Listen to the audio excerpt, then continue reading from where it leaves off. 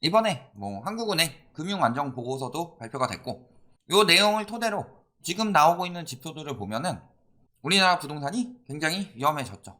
좀 해달라고 요청을 하신 분들도 많고, 방금도 요청을 하셨고요. 또 지금 별로 위험하지 않은 거 아니냐, 이렇게 생각을 하시면서 얼마나 위험한지 한 번 더 보여드릴 필요가 있다고 보여서 그런 여론들도 있으니까 오늘 한번 이야기를 좀 해볼게요. 자, 보시면은 하락폭이 연일 경신되고 있습니다. 매매도 전세도 동시에. 그래서 매매가 하락폭, 전세가 하락폭이 최대 하락 지속된다는 건 어떤 소리예요? 0.1% 하락했다가 다음 주엔 0.2% 하락했다가 그 다음 주엔 0.3% 하락했다가 이런 식으로 계속 기록을 경신해 가고 있다는 소리죠. 그래서 보시면 어때요? 2012년 5월 부동산 원의 시세조사 이래 최대의 낙폭을 보였다. 2012년 이후니까 글로벌 금융위기나 IMF 이후죠. 그 뒤에 역대 최대로 빨리 떨어지고 있고, 특히 뭐예요?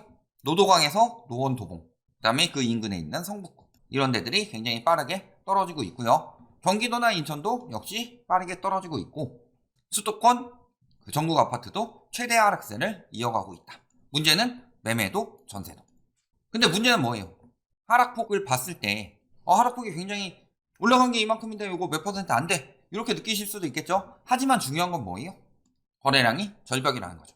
11월에 조금 늘어나긴 했지만요, 보시면 이제 23일이니까 거의 1조 좀 넘게 남아서 많이 나와야 800건 조금 넘겠죠.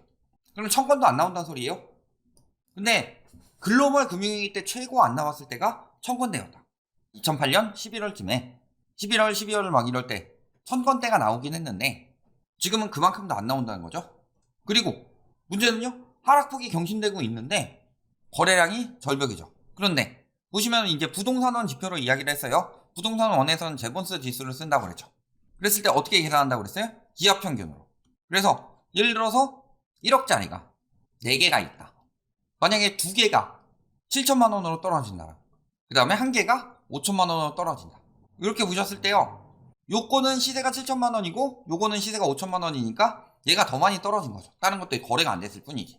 그런데 계산해서 보면은 0.7, 0.7, 1, 1, 이게 4분의 1제곱 이런 식으로 들어가기 때문에 얘가 하나에 0.5 되고 나머지 이런 거보다 더 크게 나온다.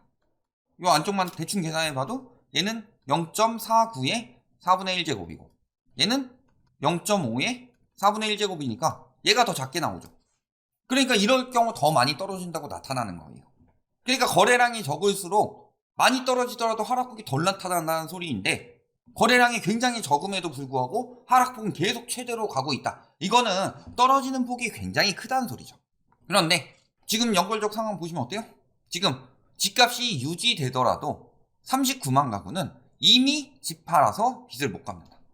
그 다음에 여기서 5%, 20% 떨어지면 대출자 중에서 5%는 또 집 팔아도 못 갚는다. 근데 문제는요, 저게 그냥 말이 5%고 집 팔아도 못 갚는다는 어느 정도 수준이냐. 내가 7억 빌려가지고요 10억짜리 집을 샀어요. 근데 얘가 6억 9천, 이런 식으로 넘어서는 경우에 해당되는 말이죠. 그런데 지금 LTV 50%로 문재인 정부에서 잘 막아가지고 가계 붕괴는 없다 이런 식으로 이야기했는데, 매매사업자니 법인이니 이런 것들 만들고 또 꼼수 대출로 신용대출 이런 거 해가지고 연끌하고 막 이런 사람들 많죠. 그러니까 20% 떨어지더라도 집보다 빚이 더 많아지는 거예요. 그런 사람들이 태반이다. 근데 꼭 그렇지만은 않더라도요, 내가 예를 들어서 4억 빌려가지고 10억짜리 집을 샀어요. 얘가 팔아도 못 갚을 정도까지는 아니더라도 6억까지 떨어지면은 4억 날아간 거죠. 순 재산만. 연끌족들 상황이 이만큼 심각해졌다. 또 보시면 어때요? 갭증은 더 심각하죠. 2020년 주택보다 가구가 더 증가했다. 이거의 뜻하는 바가 뭐예요? 주택수보다 가구수가 늘었다. 이 상황에서는 많이 분산을 한 거죠. 1가구 4주택인데 내 식구면은 1가구 1주택씩 4가구, 이런 식으로 많이 하긴 했지만 그럼에도 불구하고 다주택 가구 비율이 엄청나게 높아진 거죠. 자, 그리고 집주인 10명 중 1명은 지금 이미 보증금 돌려주려면 빚을 내야 한다. 근데 요거 어떻게 계산했겠어요? 대부분은 금융자산 처분을 해서 보증금 하락분을 마련할 수 있다, 이런 정도인 거죠. 그러니까 금융자산 어딘가로 들어가 있다는 소리예요. 당장 내줄 수 있는 금융자산인지 아닌지는 확인을 해봐야 되겠죠. 11.2%는 처분과 함께 금융기관 차입이 필요하다. 근데 전세가가 40% 떨어진대요. 그럼 어떻게 되죠? 온전히 돌려받기 어렵다는 분석이 나왔다. 이거 집값 오르면은 집주인이 돈 벌죠? 10억 집에 7억 전세 들어갔다. 그러면은 그 집을 살 때 집주인보다 세입자의 돈이 더 많이 들어갔죠. 그런데 집값이 막 오를 때는 집주인만 돈 벌죠. 떨어질 때 왜 피해를 세입자들한테 떠넘기냐. 그러면요, 요 부분에 대해서 마련할 수 있는 정책이 필요하죠. 세입자한테 넘어가지 않도록. 이제 와서 뭐 빌라 한 건만 어떻게 해결한다 뭐 이런 상황이 아니라, 물론 그것도 해결하려고 노력하는 건 잘하는 정책이에요. 저희는 정책적으로 이야기하기 때문에 그런 정책들은 좋다. 세입자를 구제할 수 있는 정책들. 그런데 빌라 왕처럼 이슈 되지 않는 깡통 전세 사는 사람들 많죠. 뭐 빌라 같은 데는 깡통 전세가 태반이죠. 빌라 왕 말고도 뭐 세모녀나 뭐 집모씨 뭐 이런 사람들 보면요 엄청 많아요. 근데 여기는 이슈가 됐으니까 거기만 메꾸고 여기는 다른 사람들은 안 해주고 이런 식으로 되면은 이것도 정책에 문제가 많이 되겠죠. 그러면 굉장히 많은 예산이 필요할 수 있고 이런 부분은 문제점들이 나타날 수 있겠더라. 이 정도로 나왔는데 저기 한은에서 하는 건요 늘 최소로만 이야기를 한다.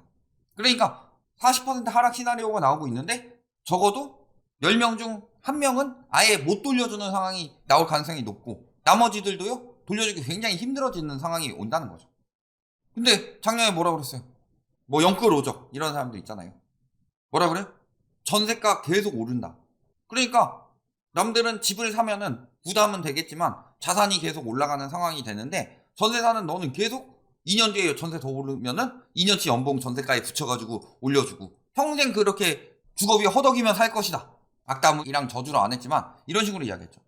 그러니까 지금 당장이라도 조금 눈을 낮춰서 외곽 쪽이라도 당장 집을 사세요. 근데 저희가 계속 이야기를 했죠. 비정상적인 저금리 때문에 전세 가격이 폭등했다. 이거는 임대차 3법의 영향이 아니다. 그리고 그 결과가 올해 8월에 나왔죠. 결국에는 금리 문제였죠. 그러니까 전세가 떨어지죠. 그때 그 말 믿고 집 산 사람들 어떻게 됐어요? 전세가 계속 오른다고 했잖아요. 근데 지금 어느 정도까지 떨어졌어요? 작년 전세값보다 지금 집값이 더 낮다. 근데 지금 전세가는 더 낮겠죠. 그래서요. 지금 전세가가 얼마나 많이 떨어졌냐 이 부분을 보시면요. 매매가보다 전세가 하락폭이 훨씬 더 커지고 있어요. 왜? 그래도 매매가는 어떻게든 버틸 수 있을 만큼 버텨보려고 하는데 전세는 어때요? 세입자가 2년마다 어쩔 수 없이 갱신을 해야 되는데 이만큼 떨어졌어요. 옆에서 저렇게 싸게 거래하는데 당장 내놔. 나 안 그러면 나갈 거야. 이런 식으로 말할 수 있는 세입자들이 굉장히 많이 늘어났죠. 이런 것들을 생각해 보면은 지금 상황이 굉장히 심각해지고 있다. 그때 내 집 마련 안 하는 사람들은 이제는 주거비 부담이 조금씩 줄어가겠죠. 월세 오르는데요? 주거비 부담 올라가는데요? 월세도 떨어지고 있죠. 이게 정답이다. 그러니까 무리하게 내 집 마련한 사람들, 영끌이든 뭐 영끌 갭투기든 이런 사람들이 굉장히 지금 위험해진 상황이에요. 그래서 하는 보고서의 결론, 요거 한 줄 요약한 기사가 있죠. 집 산 대가로 거지가 됐다. 이게 하는 보고서의 한 줄 평이죠. 작년에 다주택자도 꽤나 많이 늘어났죠. 그러니까 다 물린 거죠. 이런 와중에 규제를 풀었어요. 그러니까 다주택자 규제 완화하니까 뭐 민주당 다시 투기판 될 것.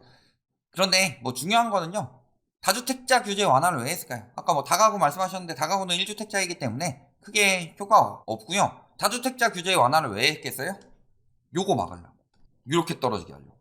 어차피 떨어지는 건 못 막는다 라고 느꼈을 거예요. 그러니까 이참에 대폭 완화를 하는 거죠. 다시 투기판 되려면은 뭐 요거는 정치적인 이야기니까 다시 투기판 된다고 막 부추기는데요. 투기판이 될 수 있는 상황이 아니다. 왜? 매매가 떨어지고 전세가 떨어지고 월세가 떨어지는데 집을 왜 사요 지금? 떨어지는 칼날은 잡는 게 아니죠. 투자자들이라고 하잖아요. 그런 생각 충분히 하죠. 투기꾼들도 당연히 그런 정도의 머리는 돌아가죠. 그러니까 이런 것들 완화된다고 해서 막 모일 수 있는 상황이 아니다. 그러면요. 완화해줘서 대출 좀 내줘가지고 빌라왕 전세 터졌어요? 또 터지면은 정부 요거 엄청 먹겠죠.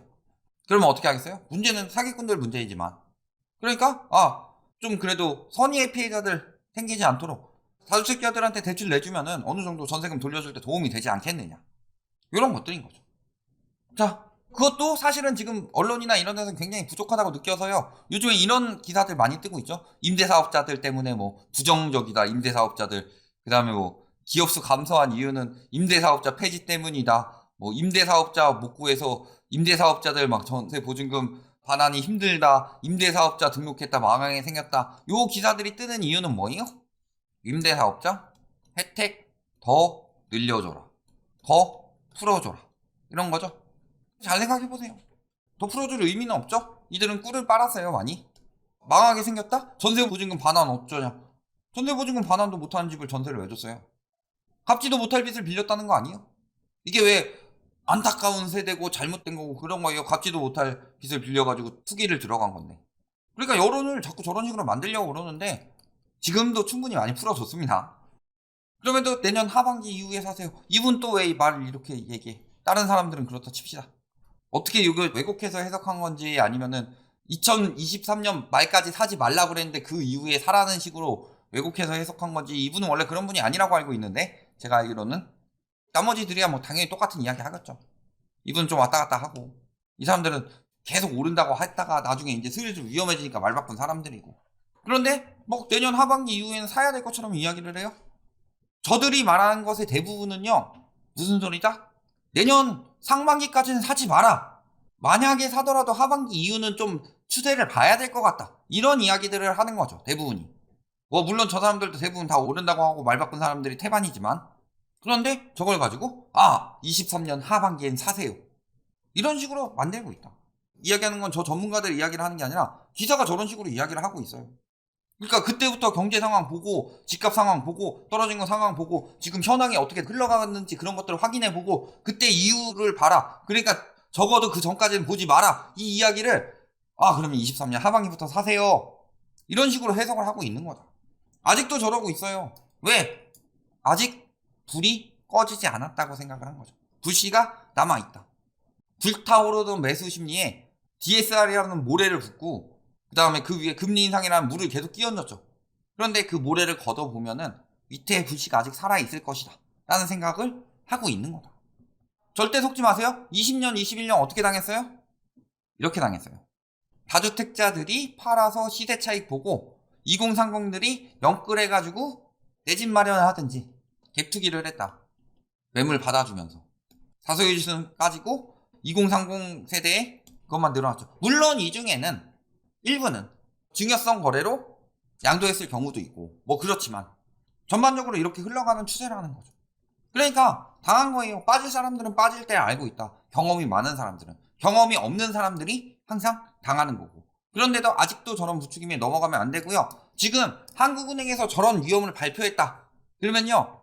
예를 들어서 문재인 정부 때 집값 올라갔을 때 지금 막 통계 조작이라고 어쩌고 저쩌고 하는데 지표 다른 거 가지고 비교하면서 그딴 이야기 하고 있는데 부동산 관련해서는 50%가 넘게 올랐는데 11%밖에 안 올랐다. 이거 가지고 이야기를 하죠. 통계 조작이니 뭐니. 그런데요. 한국은행에서 발표하는 자료가 그런 느낌이다. 한 명 위험하다고 하면은 5명은 위험한 거다. 다주택자들이 그렇게 위험하죠? 하는 보고서에 따라서 나온 걸 보면 그 다음에 영끌족들 말할 것도 없죠. 이미 더 안 떨어져도 물린 사람들이 태반이다. 이런 부분들 보시면요. 얼마나 위험해졌냐. 지금 안전한 부자들에서 무리해서 영끌한 빚 많은 내 집 마련이나 투기꾼들이 가져갔다라는 거. 여기서 터지는 게 이미 터졌는데 터지면 그 여파는 훨씬 더 커질 것이고 앞으로도 한참 더 터지고 나서야 나타날 것이다. 정말 위험해졌다는 부분을 확인해 보실 수 있다. 이렇게 보시면 되겠습니다.